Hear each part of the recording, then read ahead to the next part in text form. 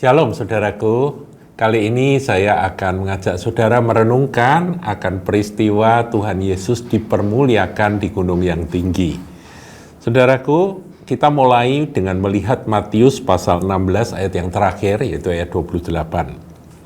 Aku berkata kepadamu, sesungguhnya di antara orang yang hadir di sini ada yang tidak akan mati sebelum mereka melihat Anak Manusia datang sebagai Raja dalam kerajaannya. Jadi Tuhan bernubuat bahwa nanti ada orang-orang, murid-muridnya yang ada di situ, ada yang akan melihat dia datang sebagai Raja dalam kerajaannya sebelum mereka mati. Nah, maksudnya apa? Nah, maksudnya tergenapi di pasal 17. 6 hari kemudian, Yesus membawa Petrus, Yakobus, dan Yohanes saudaranya, 3 orang murid, ringwannya Tuhan, dan bersama-sama dengan mereka ia naik ke sebuah gunung yang tinggi. Di situ mereka sendirian saja. Nah, gunung yang tinggi ini gunung apa tidak disebut dalam Alkitab, tetapi tradisi menyebutkan gunung itu adalah Gunung Tabor, saudara. Meskipun ada beberapa perbedaan pendapat, ada yang menafsirkan bukan Tabor, gunung yang tinggi itu adalah Mount Hermon, begitu ya. Tapi yang benar, yang tepat, yang mana, tidak seorang pun tahu.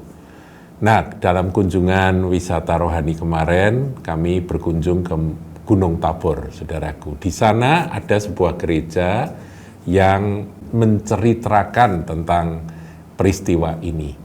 Jadi di gereja itu ada lukisan, saudara. Lukisannya menarik, karena ada 2 ruang, kiri kanan begitu ya. Ini ruang ada lukisan Elia, ini ruang ada lukisan Musa, begitu saudara ya. Ya, saya kalau berkunjung ke sana beberapa kali selalu mengunjungi lagi akan ruangan-ruangan tersebut, kapel-kapel tersebut. Sedangkan yang di tengah adalah Yesus Kristus gambarnya. Nah, saudara, ini mengingatkan kita akan peristiwa yang ajaib yang menggenapi akan apa yang Tuhan Yesus katakan di Matius 16 ayat 28 tadi. Ya, jadi ada yang tidak akan mati sebelum mereka melihat Anak Manusia. Yesus itu kan anak manusia, datang sebagai Raja dalam kerajaannya. Saudaraku, murid-murid Tuhan itu mengikut Yesus. Ya, meskipun Yesus bikin mujizat dahsyat ya, mujizatnya macam-macam, melipat gandakan akan 5 roti 2 ikan mengenyangkan banyak orang, kemudian ada peristiwa-peristiwa membangkitkan orang mati, menyembuhkan orang sakit, berjalan di atas air dan sebagainya. Tetapi murid-murid melihat sosok Yesus itu sebagai manusia. Bahkan Yesus menyebut dirinya anak manusia. Sang guru ini kan manusia, begitu saudaraku. Nah, Tuhan berkata nanti akan ada saatnya orang-orang itu akan melihat dia datang sebagai Raja dalam kerajaannya, dalam pengertian keilahiannya. Karena dia bukan Raja dunia, dia Raja sorga, saudaraku. Nah, maka dari itu kalau kita lihat 6 hari setelah Tuhan mengucapkan kalimat tersebut, mereka diajak oleh Tuhan naik ke gunung tersebut, gunung tinggi itu. Ayat 2, lalu Yesus berubah rupa di depan mata mereka. Jadi dengan mata kepala mereka melihat Yesus berubah rupa. Wajahnya bercahaya seperti matahari dan pakaiannya menjadi putih bersinar seperti terang. Tiba-tiba berubah. Nah, disitulah tampil keilahian, kealahan dari Yesus Kristus, Sang Guru mereka. Jadi mereka sangat terkejut, sangat terpukau karena wajahnya itu bercahaya seperti matahari, jadi sudah nggak bisa lihat wajahnya lagi. Kalau saudara mau tahu seperti matahari, coba lihat matahari ya. Saya tidak anjurkan ya, itu nggak boleh saudaraku. Tapi matahari nggak bisa dilihat saudaraku. Dan pakaiannya menjadi putih bersinar, barangkali seperti lampu neon atau lampu LED begitu ya, yang wattnya besar gitu, bercahaya begitu, seperti terang. Nah, ayat 3, maka nampak kepada mereka Musa dan Elia sedang berbicara dengan dia. Ada Musa, ada Elia. Ayat 4. Kata Petrus kepada Yesus, "Tuhan, betapa bahagianya kami berada di tempat ini." Saudaraku, kebahagiaan ketika masuk dalam hadirat Tuhan itu memang kebahagiaan yang tiada dua. Ketika melihat kemuliaan Tuhan, Petrus merasa sangat bahagia ketika murid itu, ya tentunya Petrus mewakili akan dua temannya. Betapa bahagianya kami berada di tempat ini. Saya mau kasih tahu saudaraku, tempat yang paling membuat kita bahagia, suasana dan tempat yang paling membuat kita betul-betul happy itu adalah ketika kita melihat kemuliaan Tuhan. Maka dari itu seringkali pemimpin pujian ngajak, ayo kita muliakan Tuhan. Sebab begitu kita memuliakan Tuhan dan kemuliaan Tuhan itu benar-benar dinyatakan, kita semua merasakan apa yang dirasakan oleh Petrus, yaitu kebahagiaan. Betapa bahagianya kami berada di tempat ini. Nah, kalau orang menikmati kebahagiaan, biasanya orang ya gak mau itu selesai. Betul ya saudaraku ya. Pengen berlama-lama, kalau perlu selama-lamanya kan gitu. Nah, saya kasih tahu saudaraku, nanti kalau kita sudah selesai dengan tugas di bumi, selesai dengan apa yang sementara ini, kita akan berbahagia selama-lamanya di hadapan Tuhan Yesus yang adalah Allah yang kekal itu. Kita akan berbahagia selama-lamanya. Nah, kemudian apa kata Petrus? Jika engkau mau, ini usaha ya Petrus ya, biarlah kudirikan di sini 3 kemah, 1 untuk engkau, 1 untuk Musa, dan 1 untuk Elia. Nah, ini Petrus ini ya aneh-aneh. Tuhan Yesus, kami bahagia melihat merasakan suasana yang begini indahnya gitu ya, nggak ada duanya. Kami nggak pernah mengalami kebahagiaan seperti ini. Aku akan buatkan kemah supaya kebahagiaan ini menetap kekal dan kami akan terus merasakan bahagia. 3 kemah. Nah, itu Petrus idenya lucu. 3 kemah mau dibagi, saudaraku.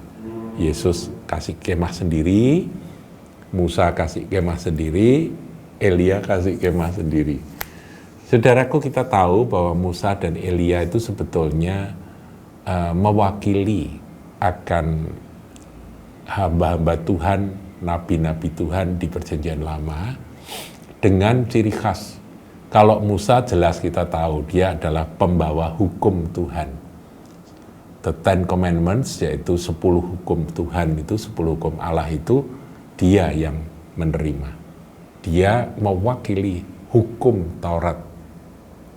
Sementara Elia adalah nabi dengan kuasa yang luar biasa, mendatangkan api dari langit, ya, membuat mujizat-mujizat dahsyat. Saudara baca sendirilah riwayat Elia itu ya.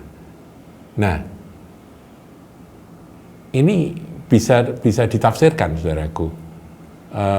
Manusia itu punya kecenderungan itu memilah-milah akan hal-hal rohani itu. Ada yang cenderung pada hukum-hukum Tuhan. Kalau kemarin kita belajar ortodoksi gitu ya, ini pokoknya firman Tuhan yang lurus itu begini, hukum Tuhan, kebenaran firman Tuhan itu begini gitu ya.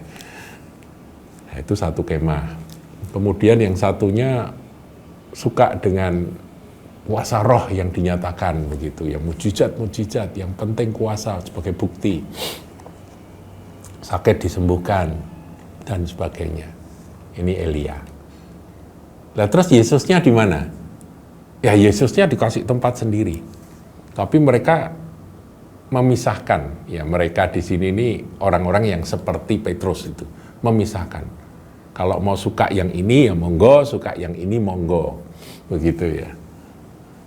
Saudaraku, kita lihat dalam kisah ini. Sebetulnya mereka hadir. Mereka itu ngomong-ngomong sama Tuhan, kan dikatakan ya. Tampak kepada mereka, ayat 3, maka nampak kepada mereka Musa dan Elia sedang berbicara dengan dia. Kira-kira yang diomongkan apa sih? Ini yang perlu kita teliti. Nah, kita bandingkan dengan Injil Lukas. Lukas pasal yang ke-9 ayat 30 dan 31. Saya bacakan saudaraku ya. Ini kelengkapan dari kalau kita mau tahu apa sih yang diomongkan oleh kedua tokoh perjanjian lama yang tampil di sebelah kiri kanan Yesus itu, Musa dan Elia. Dan tampaklah dua orang dengan dia, yaitu Musa dan Elia. Keduanya menampakkan diri dalam kemuliaan, jadi mereka pun mulia meskipun tidak semulia Yesus, tapi mereka mulia. Dan berbicara dengan tentang tujuan kepergiannya yang akan digenapinya di Yerusalem. Jadi mereka itu meneguhkan apa yang akan digenapi oleh Yesus di Yerusalem. Tujuan dari Tuhan Yesus itu mau kemana? Sementara Petrus sudah nggak peduli dengan omongan itu. Petrus, waduh pokoknya indah deh, pokoknya ini bahagia banget. Aku ingin bahagia ini kekal. Kebahagiaan di gunung kemuliaan. Nah, saya ingin sampaikan saudaraku, banyak orang Kristen seperti itu. Mereka mengalami kebahagiaan karena hadirat Tuhan, dan mereka ada yang suka dengan firman, suka dengan hukum-hukum Tuhan, menyelidiki firman Tuhan. Dan ada yang suka dengan praktek kuasa Tuhan seperti Elia, hukum Tuhan seperti Musa. Tapi mereka melupakan bahwa sebetulnya yang dibicarakan oleh dua orang ini adalah tentang tujuan Yesus dan apa yang akan dia lewati, apa yang akan dia lakukan di Yerusalem. Apa saudaraku? Yesus akan menyerahkan diri, mati, disalibkan sebagai korban tebusan. Nah, setelah itu apa yang terjadi, saudaraku? Kita lihat setelah Musa Elia tampil itu, kemudian Petrus berkata, apakah engkau berkenan kalau kudirikan 3 kemah, satu untuk engkau, satu untuk Musa, satu untuk Elia, begitu ya. Maka ayat 5. Dan tiba-tiba sedang ia berkata-kata, turunlah awan yang terang menaungi mereka.